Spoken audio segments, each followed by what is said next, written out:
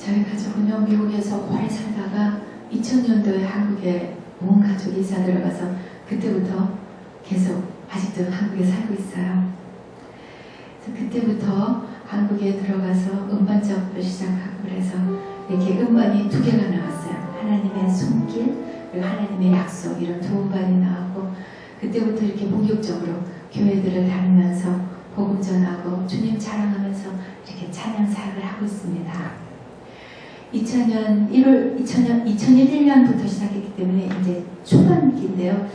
2002년도였던 것 같아요. 그때 제가 밴쿠버 코스타에서 찬양하게 되어서 밴쿠버에 가서 그때 한 일주일 이상을 있으면서 여러 교회를 다니면서 제가 찬양 집회를 했어요. 근데 어떤 교회에서 금요 찬양 집회를 하기로 했는데 그 교회는 한 200~300명 모이는 큰 교회인데 그 카나다인들 교회를 빌려서 예배를 드리는데 그 교회가 아주 음향장치가 너무 잘 돼 있는 교회예요. 그래서 저를 소개하여 주신 이제 목사님이 아주 강력하게 추천을 해주셔서 거기서 이제 금요일날 찬양 집회를 하기로 했는데, 거기 살고 있는 제 친구가 그러는데 목사님이 주일날 광고를 안 해가지고 아무도 찬양 집회에 대해서 모른다는 거예요. 금요일날 하는데. 거기서 이상하다 그러고 이제 금요일날 갔습니다. 갔는데 목사님이 이제 주차장에서 저를 반갑게 맞아주시면서 따라오라 그래요. 그래서 따라가는데 막 꼬불꼬불 가고 성전을 지나서 어디를 가는 거예요. 근데 조그만 골방에 들어가시는 거예요.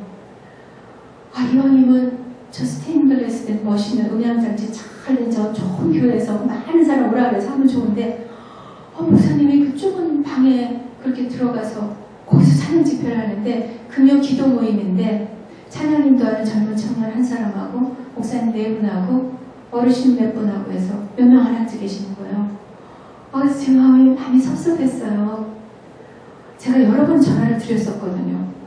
그런데도 목사님이 어떻게 광고를 안 하시고 어떻게 이렇게 할 수가 있지 싶으니까 많이 섭섭하더라고요. 그 마이크도 없이 그냥 조그만 이제 CD 플레이어에다 놓고 저보고 1시간을 하라 그러더라고요.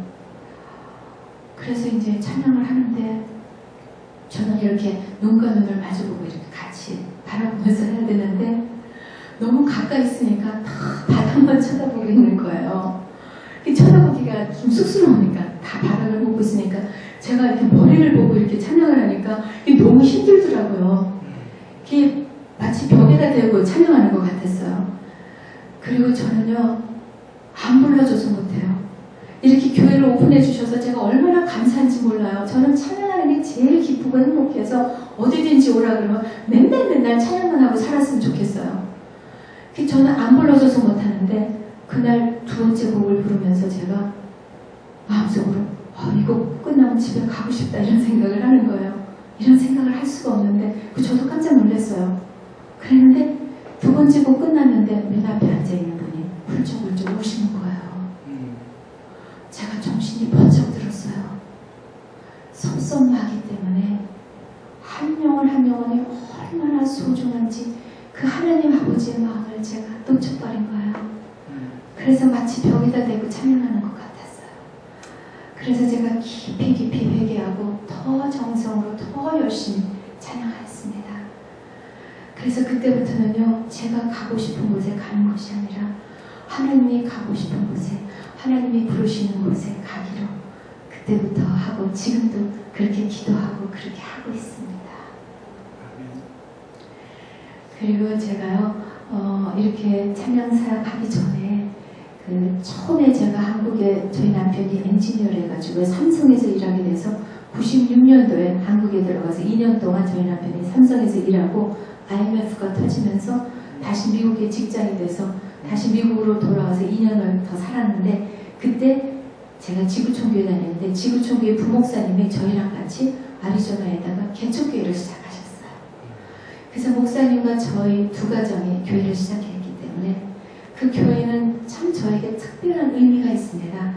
그래서 하나님의 계획 속에 저희가 있다는 게 너무 감사해서 정말 기쁘게 섬겼습니다. 그리고 그 당시에는 지구촌교회 거의 초창기 때문에 평신도들이 훈련을 받고 지방이나 외국에 가면 그 장기 선교사님 파송하듯이 평신도 선교사들 이렇게 안수해서 파송했어요. 그래서 그 아리조나 지구촌교에서는 제가 선교사라고 불림을 받았어요. 그래서 왜냐하면 제가 이렇게 제자훈련을 해야 되잖아요. 전도 폭발도 해야 되고 훈련자도 해야 되고 또 새생명이랑 클래스도 그렇게 인도하고 가르치고 그래야 되는데 이제 한인교회에서는 여자 평신도가 뭘 가르친다는 게 그렇게 익숙해 있지 않으니까 목사님께서 의도적으로 이제 저를 선교사라는 이제 명칭을 주셨어요. 그래서 이제 그렇게 하다 보니까 교회 전도사가 된 거예요. 그 이민교회니까요. 한국에서 누가 오면 공항에서 픽업해서 아파트 구해주고 학교 구해주고 저희 남편은 차 구해주고 그리고 뭐 이것저것 다 해주고 복음 전하고 또 제자 훈련하고 뭐 이렇게 하다 보니까 정말 찬양할 그런 생각을 하지를 못하고 있었어요. 근데 그때 사실은 제가 찬양 음반을 위해서 기도하고 있었어요. 96년에서 98년 사이 그 지구촌교회 다닐 때 성가대 연습을 하고 있는데 어떤 집사님이 저한테 오더니 자기 친구가 운전하는 차를 탔는데 제 찬양 그 카세트 테이프를 매일매일 들으면서 은혜를 받는다는 거예요. 근데 그 찬양 테이프는요, 어떤 테이프냐면 제가 80년도에 결혼해서요. 그때 처음 맞이하는 시아버님 생신 때 아버님 기쁘게 해드리려고 제가 그 옛날 녹음기, 릴 녹음기 있잖아요. 거기 90분짜리 릴 녹음기에다가 찬송가 복음성가를 조그만 교회에서 조그만 마이크로폰 넣고 녹음을 했어요. 녹음 상태는 별로 좋지는 않지만 그 당시에는 찬송가 테이프라는 게 없었기 때문에 우리 아버님이 너무 자랑스러우셔서 수백 장 카세트 테이프에 카피해서 사람들한테 나눠준 거예요. 근데 그게 십몇 년이 지난 어떤 날에 그분이 그걸 계속 차에서 듣는다는 얘기를 듣고 제가 나는 애들이 어려서 이렇게 돌아다닐 수 없지만 찬양 CD를 만들면 이 CD를 하나님께서 쓰시겠다는 생각에 그때부터 제가 구체적으로 이 음반을 위해서 기도를 하고 있었어요. 그러다가 아리조나를 가서 전도사 일을 하다 보니까 이게 찬양 음반을 만들 가능성도 없었고요. 제가 미국에 살 때는 미국 교회 가서 솔리스트로 있었어요. 그런데 목사님이 미국 교회 가지 말래요. 아침에는 미국 교회 가고 오후에는 한국 교회 가서 섬기고 그랬었는데 마음이 갈리니까 가지 말고 이 한 교회만 섬겨라 그러니까 이 찬양이 너무너무 하고 싶은 거예요.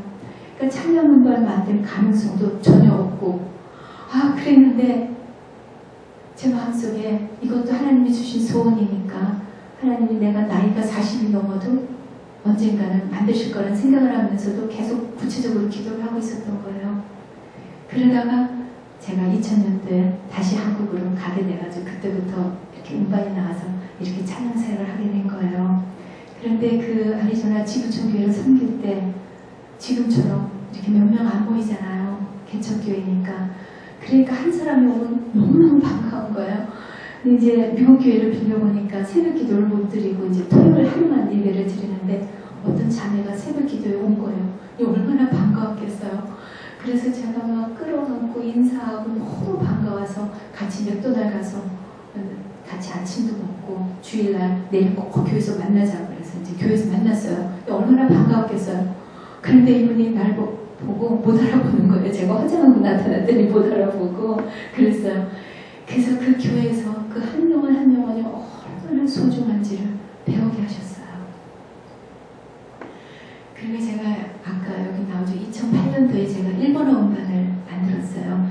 처음으로 2005년도에 한류 때문에 그 일본의 목사님들이 한국의 그 가스펠 싱어를 불러서 하자 그래가지고 이제 제가 가게 됐는데요. 일본에는 그렇게 찬양 집회, 부흥 집회에 친구를 초청하지 못해요. 그게 신뢰로 생각을 하거든요. 가지도 않고. 그런데 크리스마스가 되면은요, 그 동네마다 일본인 목사님들이 연합을 해서 시민 크리스마스 콘서트를 해요. 그러면 일본 사람들은 동네에서 뭘 한다 그러면 다들 잘 도와요. 그래서 이 사람들이 그 비싼 표를 사가지고 시민회관에 다 모여요. 그래서 어떤 선교사님이 제가 어떤 프로에 인터뷰에 나간 거를 듣고는 제 전화번호를 받아 적은 게 있어서 저한테 연락을 해서 그때는 일본어 전혀 없으니까요. 일본말로 노래하면 가사는 파워로 이렇게 띄워주시고 이제 멘트하는 건 선교사님이 통역해 주시고 그렇게 해서 했어요. 근데 저와 같이 한 일본 목사님은 트럼펫을 부시는 분인데 이분은 크리스마스 캐롤 음반이 3개나 있는 분이에요. 그래서 그분이 1시간 하고 내가 1시간 하고 그렇게 했어요. 근데 제가 이렇게 조용조용 찬양하는 게 일본 사람들한테 잘 맞는 것 같아요. 그래서 이분들이 알아듣지 못하는 찬양을 하는데 너무 깊이 잘 받아들이시더라고요. 그리고 끝나고 이제 음반을 판매하는데 그 일본 목사님 유명한 분인데 거기서는 아무도 안 사가고 알아듣지 못하는 CD를 줄 서서 사람들이 사가는 거예요. 그게 너무 신기했어요. 그리고 그 CD를 사서 그 자리에서 뜯어가지고 이렇게 해줘야지 뜯은 거 해주면 또 안 해요. 그래서 사람들이 많이 사가서 너무 신기했는데 나중에 선교사님이 연락이 왔는데 사람들이 11장을 보내는데 매일매일 하루 종일 그 음반을 듣는다는 거예요. 그래서 이거를 일본말로 해야겠다. 그래가지고 2008년도에 일본어 음반이 나오게 된 거예요. 그래서 제가 아직도 10년이 됐는데 일본말 못해요. 그렇지만은 외워서 그분이 알아듣는 일본어로 찬양을 하니까 너무 좋습니다. 그래서 주로 그렇게 시민 크리스마스 집회 때 여러 동네에 가서 하고 일본인들 교회에 가서 하고 그래요. 그러면 이제 선교사님들이 저를 데리고 다니면서 이렇게 같이 섬겨주십니다. 근데 한 번은 우베라는 도시에서 시민 크리스마스 콘서트 때 하고 그 다음날 이제 프리즌 미니스트리를 갔어요. 교도소 미니스트리를 가는데 제가 거기서 찬양을 하게 돼가지고 갔는데 그 일본인 목사님 3분하고 일본말을 아주 잘하는 인도 사람 신부님하고 수녀님들 그렇게 가고 그리고 이제 제가 찬양하니까 저와 선교사님하고 같이 가게 됐어요. 우리 한국에서 교도소 가면은 뭐 귤, 떡 해가지고 한가득 싸가잖아요. 근데 일본에는 물 한 방울 못 들고 들어갑니다. 그리고 거기는 경범 죄인들이 있는 데예요. 그래서 이제 자기네들이 사인업해서 예배 드리러 오겠다고 해서 온 사람들이에요. 그래서 먼저 이제 남자 죄수들 예배 드리고 그 다음에 이제 여자 죄수들을 이제 예배 드리는데 제 마음속에 여자분들에 대해서는 더 마음이 쓰이더라고요. 그래서 가서 이렇게 그분들 얼굴을 보는데 그분들이 경범죄인이기는 하지만은 그분들 눈이 다 풀어져 있고 너무 얼굴들이 다 너무 선한 거예요. 그래서 제가 순간적으로 든 생각이 이분들하고 나하고 차이점은 이분들은 들켰고 나는 아직 안 들켰구나 이런 생각이 들더라고요. 그래서 제가 더 간절히 하나님께 기도했어요. 크라이 아웃 하나를 막 정말 속으로 울면서 기도했어요. 하나님, 제가 짧은 시간 복음 전하고 찬양할 텐데 이분들이 이 복음이 이해되어지고 믿어지게 해달라고. 그리고 찬양을 통해 사는 사람 개인적으로 깊이 만나달라고 그런 기도를 하는데 하나님께서 그러시는 것 같아요. 비경아, 네가 여기서 소리치고 날 부르고 있니? 내가 여기서 울고 있는데 그러시는 거예요. 그래서 그때는 그게 무슨 말씀인지 몰랐어요. 그래서 제가 올라가서 한 15분 찬양하면서 제가 너무 막 마음에 그냥 너무 간절히 찬양하다 보니까 저도 막 울게 되더라고요. 그래서 찬양을 끝나고 이제 목사님이 나와서 일본인 목사님이 설교를 하시는데 크리스마스는 복음 전하기 최적의 때 아닙니까? 근데 복음을 20분을 전하시는데 옆에서 선교사님이 통역해 주시는데 복음에 대해서는 한마디도 안 하고 별 의미 없는 얘기하고는 그 20분을 다 허비해 버렸습니다. 제가 마음이 너무 아팠어요. 막 너무 속상했어요. 그 나중에 선교사님이 그러셔요. 일본인 목사님들 많은 분들이 복음이 없으신 분들이 많대요. 그런데 그 일본인 그 교도소에는요 아무나 못 들어가요. 그 복음이 없는 일본인 목사님 3분하고 역시 복음이 없으신 그 수녀님하고 신부님하고 그분들밖에 갈 수가 없어요. 그분들만 예배를 인도하고 성경 공부해 주시고 다른 사람 들어갈 수가 없어요. 그러니까 거기 있는 분들이 예수님을 만나고 싶어도 만날 길이 없는 거예요. 그래서 그곳에서 성령님이 울고 계셨던 거예요.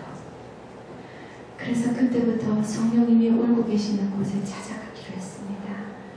그래서 미자립교회 찬양 집회 한 번도 해보지 못한 교회들을 찾아가서 제가 섬기는데 이렇게 저 불러와 주세요. 교회 오픈만 해주세요 하는데 목사님들이 부담스러워 하셔서 오픈을 잘 안 하십니다. 기도해 주세요. 많은 분들이 편하게 사람들 더 모이려고 애쓰지 마시고 교회만 오픈해 주시면 제가 마음껏 주님 자랑할 수 있을 텐데요. 그래서 그거 계속 기도하고 있습니다. 그리고 제 남편이요, 아까 엔지니어라고 그랬잖아요. 그래서 2000년대 한국에 갈 때도 회사에서 다 해주고 좋은 집도 해주고 아이들 국제학교 학비가 무지 비쌉니다. 그 학비도 다 해주고 그래서 다 해서 편하게 잘 갔는데 저희 남편이 보니까 한국식으로 비즈니스 하다가는 크리스천으로서 양심을 버리고 해야 되는 거예요. 그래서 자기 양심상 도저히 같이 할 수가 없는 거예요.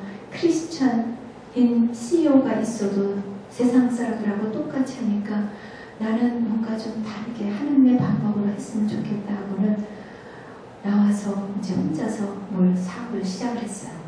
컨설팅을 시작을 했는데 한국에서는 컨설팅이란 개념이 없어요. 그래서 처음 몇 년간은 중국인 파트너하고 아주 잘해서 애들도 미국에 공부시키고 다 잘 살았어요. 그랬는데 이 중국 사람이 회사를 팔아버리고는 이제 수입이 없는 거예요. 그래가지고 지난 몇 년 동안 정기적인 수입이 없고 가끔 조금씩 수입이 들어오는 걸로 지금 저희가 먹고 살아요. 그런데 희한하게 아까 사모님하고도 얘기했는데요. 하나님께서 어떻게 우리 이렇게 살게 해주시는지 참 놀라워요. 하나님께서 말씀도 주시고 하셨는데 굶지 않고 잘 먹고 잘 살고 있거든요. 그 하나님이 얼마나 이렇게 잘해주시는지 몰라요. 근데 한 번은요, 몇 년 전에 저희 은행 잔고가 7만 원밖에 없는 거예요.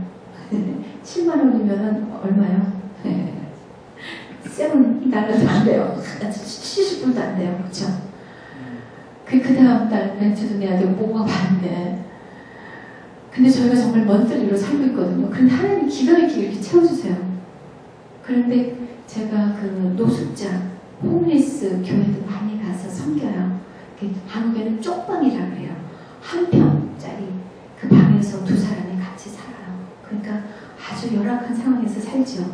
그리고 또 홈리스들, 그러니까 서울역이든 청계천이고 이런 데 여러 군데에서 그런 교회들이 있어요.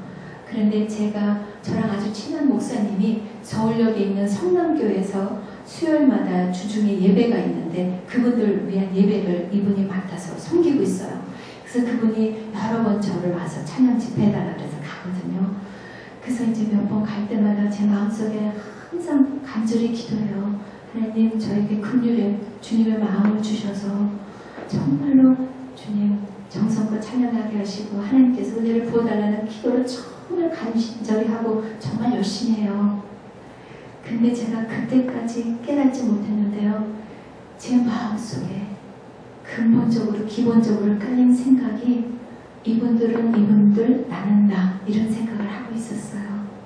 그런데 그 7만 원 남았을 때 그때 갔는데 그때 겨울이래가지고 문을 다 닫아놓고 히터 켜놓고 다들 그 두꺼운 코트 입고 그러고 있는데요. 숨을 쉴 수가 없이 이제 냄새가 많이 나죠. 근데 찬양을 하는데 한 분 한 분 눈빛에서 제가 이런 생각을 했어요. 아, 내가 이분들이고 이분들이 나구나 하는 걸 느낄 수가 있었습니다. 저는 이 마음이 얼마나 귀한지 모르겠어요. 하나님이 그 마음을 조금 알게 해주셨습니다. 그리고요, 저에게는 여기 미소리에 저희 딸이 살고 있어요. 그래서 제가 여기 왔거든요. 그 34살 난 딸이 있고 또 32살 난 아들이 있는데 우리 딸은 신앙이 아주 좋아요. 저보다 훨씬 낫습니다. 근데 이 아들은 아직 예수님을 몰라요. 너무 잘생기고 멋있는 아들이에요. 근데 예수님을 몰라요. 그래서 제가 아들을 위해서 기도할 때는요, 가슴이 찢어지게 기도합니다. 이게 바로 잃어버린 한 영혼을 향한 하나님 아버지의 마음이 아닐까요? 아멘.